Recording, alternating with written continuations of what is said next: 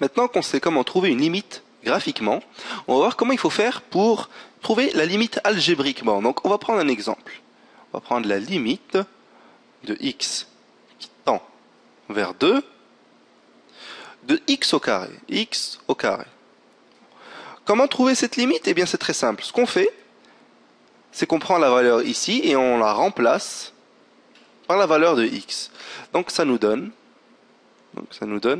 la limite, ou plutôt, je vais remplacer directement, me donne 2 au carré. Vous êtes d'accord? Donc 2 au carré, ça égale à quoi? Bien, ça égale à 4. Donc la limite de x qui tend vers 2 de x au carré est égale à 4. Ça, c'était mon premier exemple. On va voir, c'est quoi le deuxième exemple? C'est la limite de x qui tend vers 0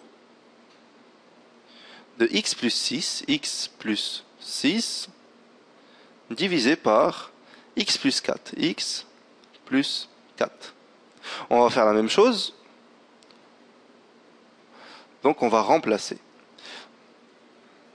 On va prendre le 0 ici.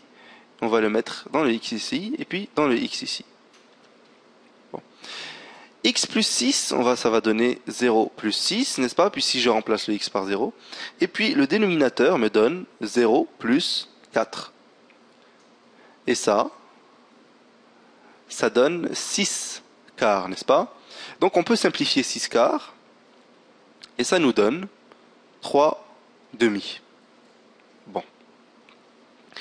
Troisième et dernier exemple. Et vous allez voir quelque chose qui est quand même assez spécial. Donc on va avoir la limite de x qui tend vers 2 de x moins 2 divisé par x au carré moins 4. X au carré moins 4. Ça donne quoi? Ça donne quoi? Ça donne 2 moins 2, d'accord, divisé par 2 au carré moins 4. Vous êtes d'accord que le numérateur est égal à 0, n'est-ce pas? 2 moins 2, ça donne 0. Et le dénominateur est égal à 0 aussi, puisque 2 au carré c'est 4, et 4 moins 4, ça donne 0.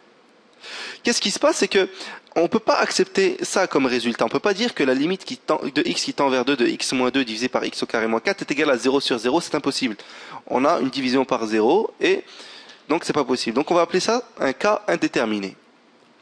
Un cas indéterminé, ça veut simplement dire que on ne peut pas procéder de cette manière pour trouver la valeur de cette limite. Il faudrait trouver une autre méthode. Donc on va apprendre comment résoudre ce genre de cas dans les prochaines vidéos. Mais avant, j'aimerais bien vous donner les types de cas indéterminés. Donc on va commencer avec le premier cas qui est 0 sur 0, qu'on vient de voir. On a aussi infini sur infini, infini moins infini, 0 fois l'infini, 1 exposant l'infini, infini exposant 0, et puis finalement 0 exposant 0. Donc on va voir quelques-uns de ces cas indéterminés au courant des prochains cours.